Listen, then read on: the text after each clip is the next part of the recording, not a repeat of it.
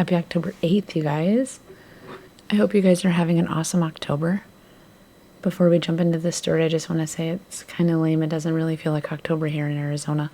It's pretty, exactly like summer was, except it's only 102 degrees instead of 118. So I grew up in Michigan, and fall really felt like fall, and I miss it a lot. So this story is called Tale of a New York Subway.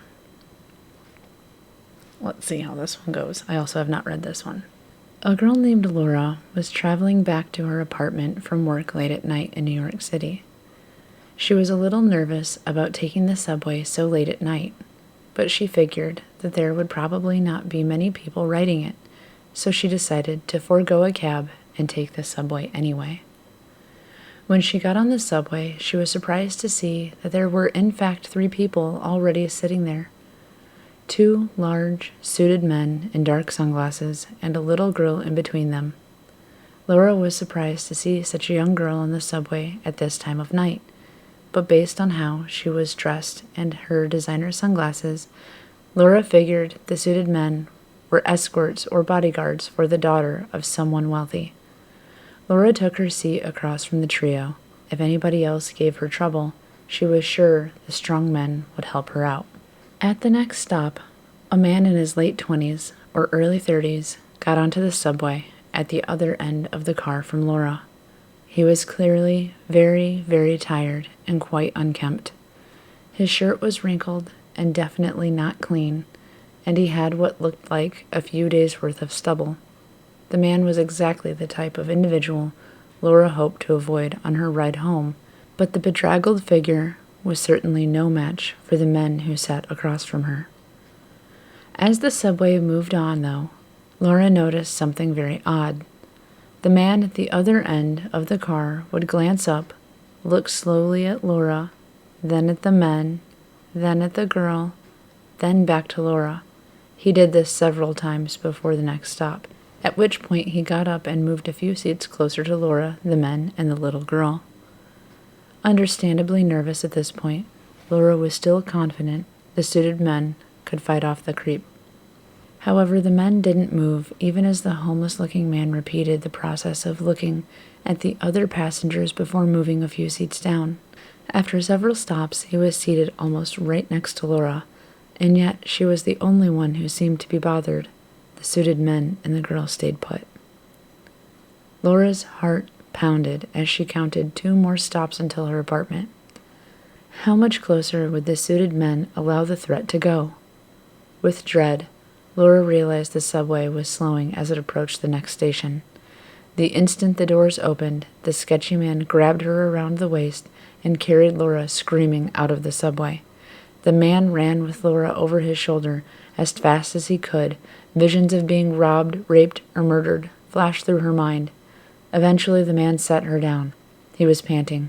He quickly gasped out, "Ma'am, I need you to calm down. My name is John. I'm a student at Columbia Medical School. I work with cadavers all day, and I guarantee that little girl was not alive." Ooh.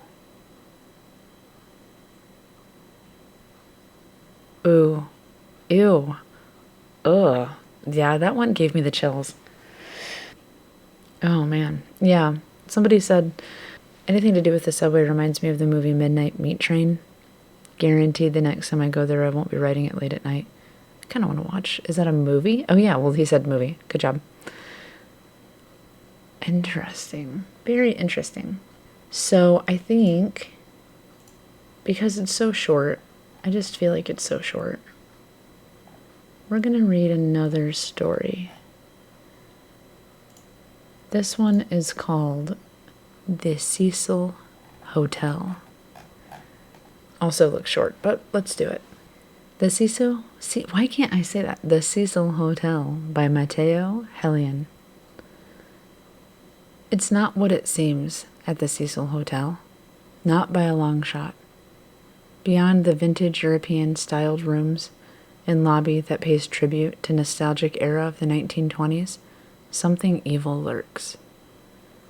Murders and suicides plagued the hotel early on, and at least 2 serial killers are known to have stayed within the hotel as they actively killed the citizens of LA.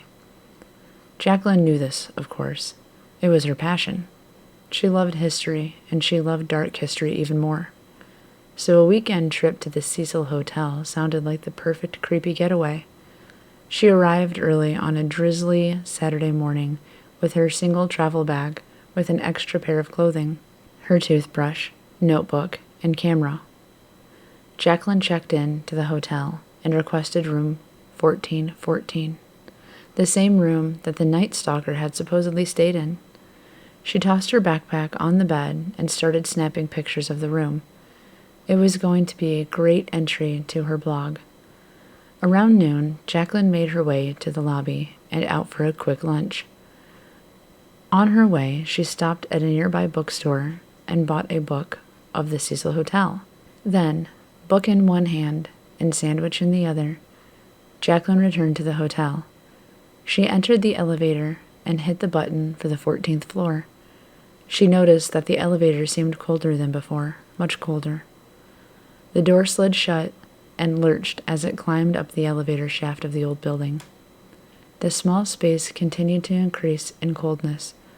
It didn't take long, and Jacqueline could actually see her breath. She gripped her book and pushed the closest floor so that she could get out of the elevator. As she stepped back and looked at the polished aluminum door, she dropped her book and sandwich and let out a scream. Standing behind her was the black silhouette of a huge man. It reflected off the metal towering over her, but not enough to make out facial features. She half turned, half jumped around in panic, only to find herself alone once again. The door slid open and Jacqueline stepped out. A voice called out to her from down the hall. "I want you, Jacqueline." The voice was sinister and husky. She jumped back into the elevator and began pushing buttons, anything to get the elevator moving again. "I want you, Jacqueline." The voice called out again. Jacqueline stepped back into the hall and nervously looked around. Still, no one was in the hall to be speaking with her. But she could feel someone or something there. It was watching her, getting closer with each passing second. "I want you, Jacqueline. I want you, Jacqueline. I want you, Jacqueline. I want you, Jacqueline. I want you, Jacqueline." The voice repeated over and over. She bolted back into the elevator and jabbed at all of the buttons in a futile attempt to get the damn elevator moving again, even though she knew she was likely overloading the machine circuits. Terror-driven, Jacqueline stepped back into the hall and looked for an exit. She tried to reason with it.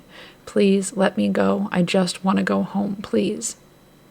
The voice droned on, closer and closer. "I want you, Jacqueline. I want you, Jacqueline. I want you, Jacqueline.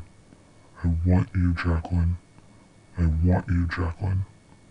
Suddenly something had her hands. Her fingers bent back and snapped like twigs, sending pain shooting up her arms. She screamed in agony as the unseen attacker continued. "I want you, Jacqueline. I want you, Jacqueline."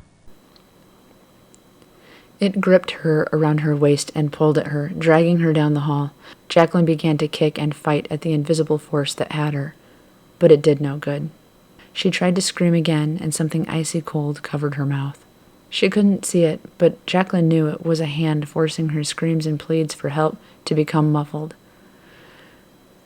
She looked at the direction she was being forced to go and noticed it was taking her to the fire stairs. The door flew open as it dragged her to them. Standing in the doorway was the same dark figure. "I want you, Jacqueline. I want you, Jacqueline. I want you, Jacqueline." The figure turned and started to walk up the stairs with Jacqueline in tow, and as she was forced through the threshold of the fire door, and it slammed shut behind her, she found herself in total darkness. Jacqueline could tell she was being dragged up the stairs, that this was going to be her end, and that this was confirmed as she reached the top and the figure turned and said, I have you, Jacqueline. 3 weeks later, the hotel's maintenance worker responded to the water tanks on the roof after the lobby desk received several complaints about low water pressure and an odd taste.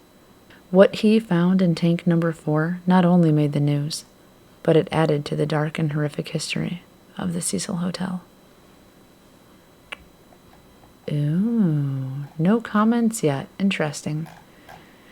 Now, I was told, if you guys watch those creepy videos and things from around the internet, you may have seen that one real true story about that woman that ended up being caught on the surveillance footage in the elevator, where she's like hiding, looking out of the elevator and hiding in the elevator, and she looks really nervous, and she's like obviously very panicked and scared. That when she ran out, like they couldn't find her on surveillance anymore, but her body was actually found in the water tank on top of the hotel. And it might be the Cecil Hotel. I was told that this was supposed to give that real story a backstory. So, very interesting. No comments to read. Let me know what you guys think. I think I like the first one better because, I don't know, man. I don't know. The second one didn't really, I don't know. That's the thing with a lot of these no sleeps. It takes a very interesting combination for me to actually like the story, and this one was kind of, I don't know. Let me know what you guys think. So with that being said, thank you so much, you guys. I wanted to make this a little bit longer in case you actually did want to use it for falling asleep or something in the background. That last one was like 7 minutes. So I hope you guys have an awesome, awesome day. Well, if you guys did like this, please feel free to leave a like. And you're probably already subscribed. I doubt you would be here if you weren't. And leave a comment. It's so interesting to hear how these stories affect different people. So that's my fun that I get from it, is reading your guys' comments, because I read all of them and they're fascinating. So thank you so much. I'll see you guys tomorrow, hopefully with another story. And have an awesome evening, day, afternoon, morning, and good night.